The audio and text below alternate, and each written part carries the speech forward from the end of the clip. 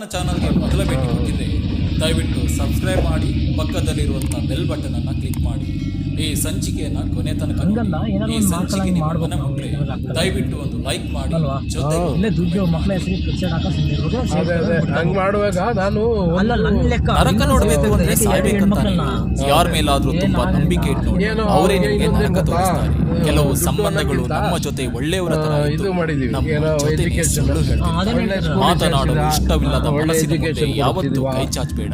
ಬೇರೆಯವರ ನಿರ್ಧಾರಕ್ಕೆ ಬದುಕಿದ್ರೆ ಬೀದಿಗೆ ಬರಬೇಕು. ಅವರು ಎಜುಕೇಶನ್ ಚೆನ್ನಾಗಿತ್ತು ಅಂದ್ರೆ ನಮ್ಮ ಇಷ್ಟದಂತೆ ನಾವು ಬದುಕಿದ್ರೆ ನಮ್ಮ ಬೆಲೆ ಹೆಚ್ಚುತ್ತದೆ. ಕೆಲವೊಂದು ನೋವುಗಳನ್ನ ಹೇಳುವುದಕ್ಕೂ ಆಗಲ್ಲ, ಸಹಿಸಿಕೊಳ್ಳುವುದಕ್ಕೂ ಆಗಲ್ಲ.